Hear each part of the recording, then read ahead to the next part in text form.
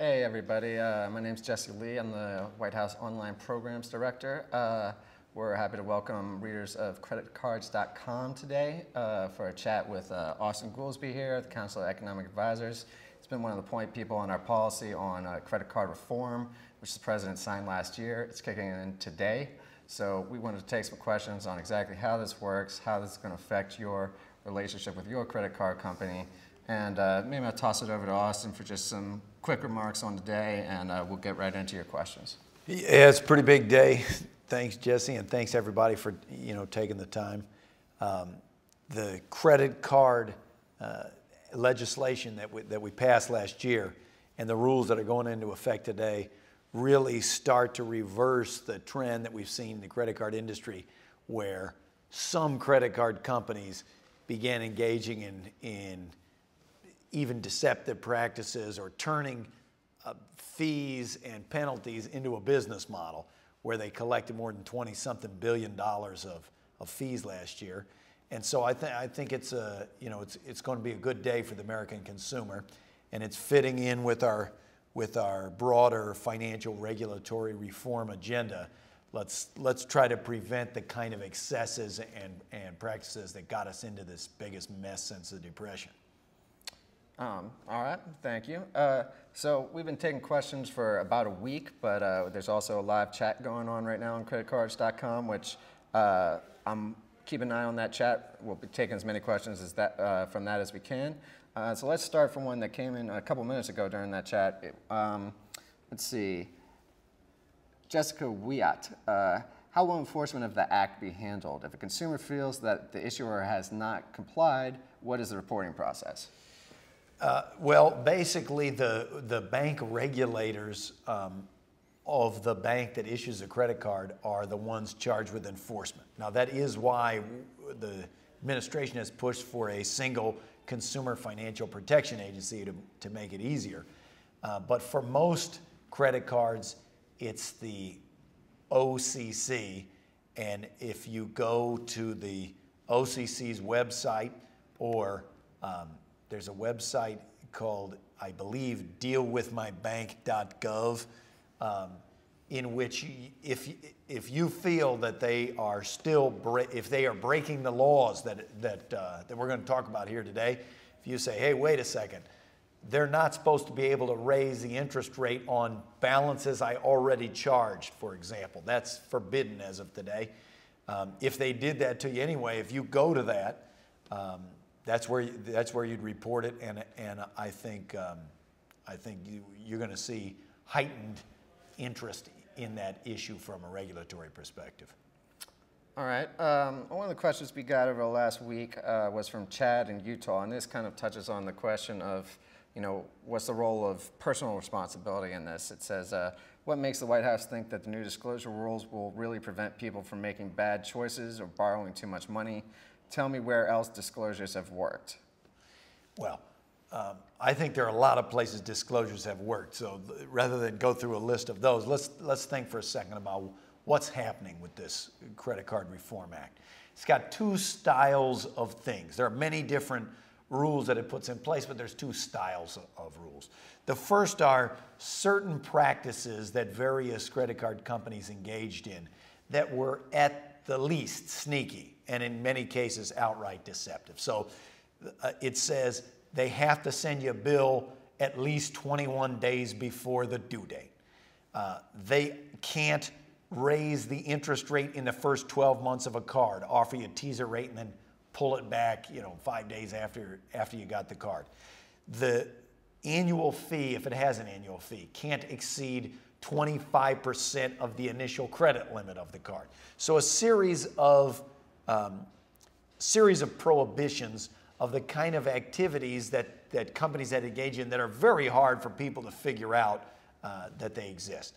And then the second style of thing it does, as Chris, it was Chris, right, from Utah? I think it was Chad. Chad. As Chad pointed out, it also puts a big emphasis on disclosure and transparency so you can hold your credit card company accountable. So if they're going to raise the rates, they have to send you 45 days in advance. We are going to raise your rate for this reason. You have the right to cancel your card, to switch to a different card, etc. Now, this isn't intended to change the basic dynamic of a credit card, which is somebody gives you a loan and you're supposed to pay the money back.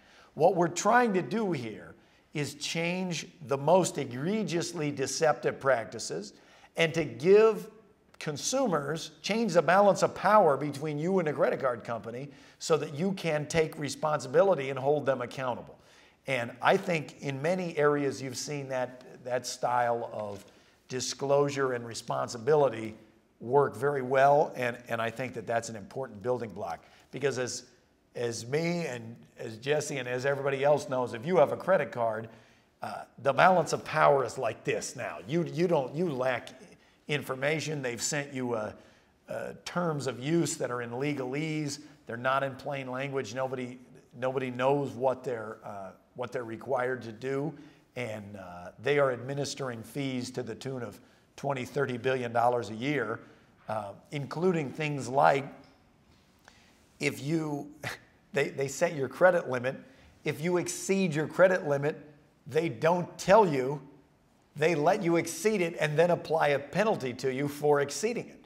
And so now they simply have to you have to check a box that says, I want to be allowed to go over my credit limit, and then administer a fee. If you don't check the box, then if you try to purchase over your credit limit, it just says, no, you can't do that.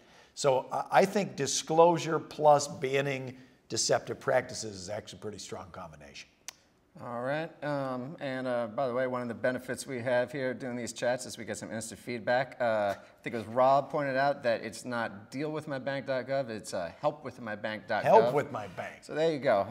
That illustrated my mentality. It's help with the bank, not deal with the bank. Helpwithmybank.gov. Yeah. That's where you go if for any of the practices I'm describing, if you feel like, hey, wait a minute, that's supposed to be illegal, and my bank is doing that, if you go to helpwithmybank.gov, that's where you can inquire about it, you can report it, you can do any of those things. All right, and thanks for the teamwork, Rob. All right, one of the questions we just got was from Judith Anna.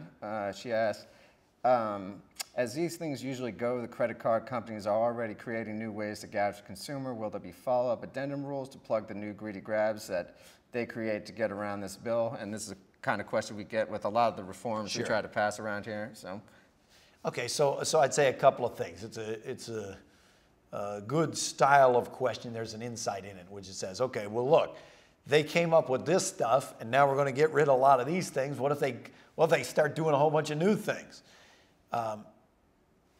We've got 10 or 12 really significant practices and a significant change in the balance of power of regular people vis-a-vis their credit card company, which I think are really important. And I invite anybody to go look at them, and I think you'll agree with me that they're very important steps that are being taken.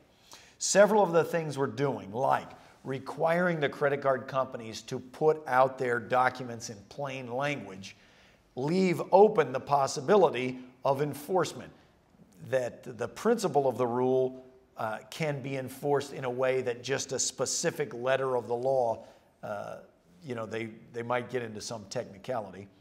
And I do think that the emphasis the administration has put on consumer financial protection shows you we're trying to think about the current difficulty that we've got consumer protection and looking out for consumers in 7 different or 8 different agencies, various kinds of financial regulators, and it would be better if we had one streamlined process to do that. But we're going to enforce these 10 or 12 major rules that we're talking about here. We're going to have a different style of regulation which allows us to stay after them and say, now wait a minute, you're engaging in a new deceptive practice. And number 3, as part of broader regulatory reform, I think we're going to definitely keep a watchful eye on maintaining the balance of power. All right. And yeah, plenty of questions coming in here on the chat, and keep them coming. Getting real-time fact-checking. That's kind of disturbing me here. That's transparency for you.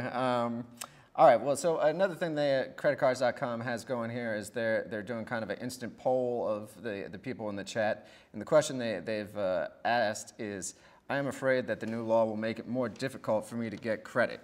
And you can kind of see the results here where a lot of, 58% or something in some form agree. Right. Okay, look, so the issue of tightening credit. It's not a secret to anybody in this country that's had to go out and try to get a loan, been dealing with a credit card, tried to get a mortgage or any of those things, that credit to consumers in the midst of the worst credit crunch since 1929 has not been an easy place to be. I do not believe that there is any convincing evidence that doing things like preventing them from being able to charge you interest retroactively on balances you already incurred, or engaging in a series of sneaky practices in which they administer fees that you didn't know about. I guess the way to say it is, if that's the only way that they make a business model, then we've got a really pretty fundamentally broken credit system. I believe that it's not, what we are describing here is not changing the balance of who is credit worthy in any way. What we're trying to do is require credit card companies to disclose what their practices are, that there's nothing wrong with charging fees for being late on your payments. People, it is their responsibility to pay back their bills. But if you have to, for example, notify the customer, how long will it take for them to pay off their balance if they just make the minimum payment and they have to put that on your bill? Why would that lead them to tighten the credit on you? It doesn't. I don't think that that makes sense. So I think that better disclosure and transparency in many ways is going to make this market operate better, because when we're operating in a land of the sneaky, a lot of bad things can happen because people just don't understand what they're up against. All right. Yeah, you touched on this earlier, but we've got a couple questions asking for follow-up. Somebody asked, can you please elaborate on how the Card Act will help young people specifically? Okay, so for young people, as you know, I'm on leave as a professor at the University of Chicago. So anybody who's in or around schools, colleges, high schools, any of those circumstances knows that there are some credit card companies who they target that group specifically. And there has been a problem, there have been at least a few problems where they get people who will not be able to pay the bill, are very likely to run into difficulty, and they kind of they get off on a bad foot at the very beginning of their credit rating, that they're going to get them in trouble expecting the parents to pay, et cetera. So what it specifically does for underage customers, for anybody under 21, there is a heightened rule of documentation or a requirement of an official co-signer on the card, so that we are less likely to get people into situations where they're signing them up for cards and they get on the treadmill where they kind of can't get off. All right. Now we gotten several questions about this. Jeff says, I run a small business and our credit card fees that we pay to banks for transactions have doubled in the last 2 years. Any chance we could regulate those fees like most countries do? And in general, we've gotten a bunch of questions about how this affects small businesses. Okay. I would say a couple things, not knowing more detail about that specific small business. There are some kinds of fees that, as of today, they can't have fees like that anymore, including restrictions, as I've said, on fees if you go over your credit limit, that they have to give you the opportunity to stop the charges rather than charging you going over your limit and applying a fee, that there would be a limit on the annual fee, that it can't be more than 25% of your credit balance, and a series of a few others. I think it's important that we think about the fees because, as I outlined at the beginning, they collected some $20-something billion of fees last year, and there are some companies that appeared to have tried to turn sneaky fees into a business model rather than just using, we're making you a loan, you pay it back with interest as the business model for a credit card. So I think focus on fees is a major component. On small business, a lot of small businesses use credit cards as their financing. Now, I want to just make a plug for the rest of the Obama administration program on dealing with financial and job market matters, that we've got numerous aspects trying to increase the credit to small business, either through use of TARP resources to give money to local and community banks to make more lending to small business. The president's called for a tax credit to encourage small business and reward small businesses for hiring new people or for expanding their payroll, cutting the capital gains rate to 0 for small business owners. So a series of things outside the credit card world we're doing to try to stimulate the economy, small business specifically. In the case of credit cards, small business will be protected by the same kind of disclosure requirements and forbidding of fees that individuals are, but it doesn't go farther than that specifically on small business. All right, this could probably be a pretty simple one, but Mo S asks, are these reforms permanent or do they expire after a certain time period? No, they are permanent. Some of the permanent reforms relate to things that are time limited, like if they offer you a teaser rate, that has to stay in place for 12 months. But these reforms are definitely permanent. All right, one of the questions we've gotten a few times, which is reasonable, but it's a tough one in any kind of situation like that, is in the time between when this bill got signed and now, it seemed like a lot of credit cards kind of, saw it coming and jumped ahead and tried to raise up rates as much as they could get away with now. I mean, is there anything to do about that, or was there any way to prevent that? I think it was tough. There needed to be a transition period. We've actually seen, you may find it hard to believe, but we documented many of the biggest banks publicly announced that they would start abiding by the rules that were to come before the rules went into effect. Now, it is my understanding that there are some credit card providers who said, we got to try to get out there and get as much money as we can before these rules come into effect. And if that is, I can see that's frustrating. We're going to end those practices, or we are going to give the opportunity that you can cancel the card, change the card to someone else if ever they want to raise fees further. And one of the core components of this is no raising rates on past balances. So that will still apply now. So they can have tried to raise the rates on stuff that has happened thus far. But if you have a balance coming forward, they can't go do anything to essentially the contract you already signed with them. All right, let's see. The questions are flying fast and furious. I want to get one of these that came in. Not furious, fast and friendly. All right, no, yeah, very friendly. Let's see. All right. You just asked, Steve had been asking about the existing balances and existing accounts. I think you just touched on that. I think another question we've gotten is why not just flatly put a cap on interest rates that credit cards can charge? Okay, so as I said, the centerpiece of the laws that are coming in today have two parts. One are getting rid of fees and practices that are very difficult for consumers to understand or where they engage in something sneaky. The second are on a series of things like rate increases that they give power to the consumer and plain language to the consumer that they can decide, you know what, I don't want to deal with this card. If they want to jack my rate up to 30% or whatever, forget them, I'm going with somebody else. We haven't engaged in the government getting into the business of declaring these folks are creditworthy, these folks are not, here's the rates that you have to charge. Instead, it's the borrower's got a responsibility to pay, credit card company has a responsibility to disclose and to deal with customers honestly and let them operate. So I think that's the style that we came at it. Gotcha.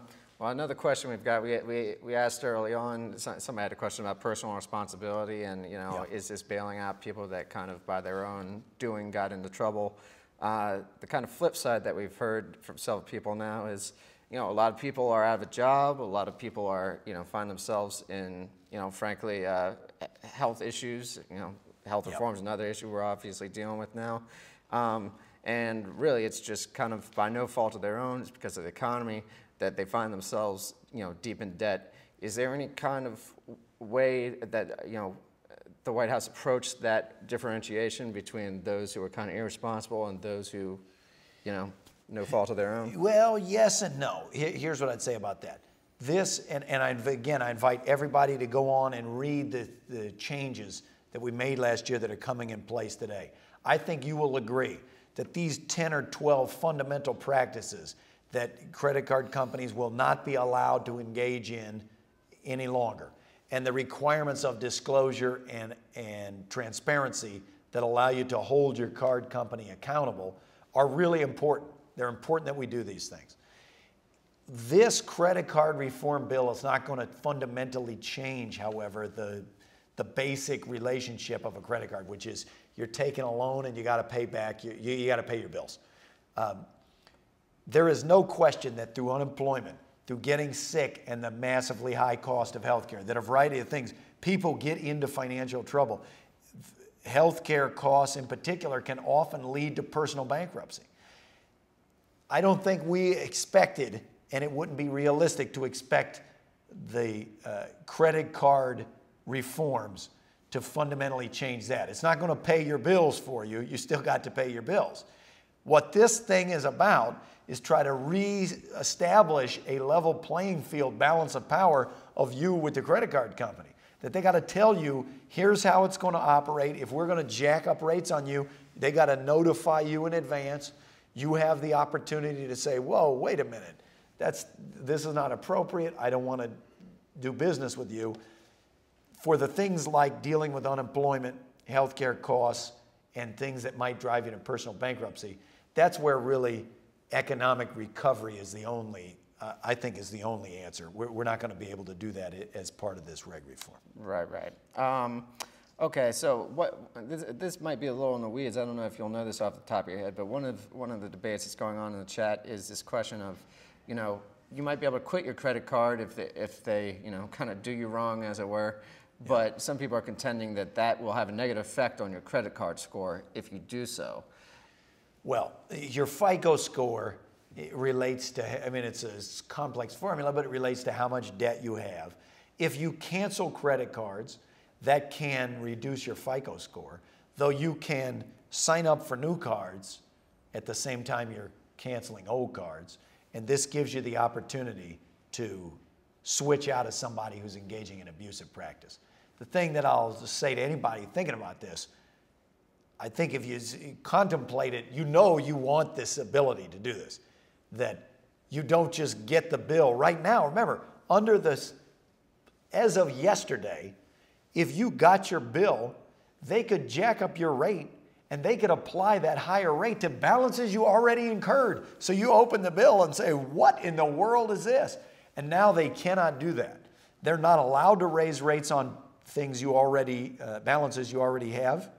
And if they're going to raise your rates, they got to notify you 45 days in advance. So let's say you got 2 different cards. If they tell you I'm going to raise your rates, okay, well, you can choose where you're going to take your business and what cards you're going to use.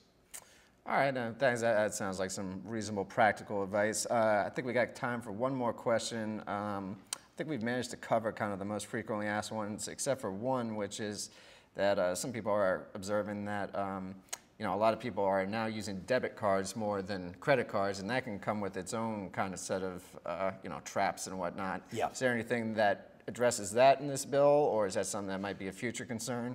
Look, the issue of debit cards is important. These are really credit card rules.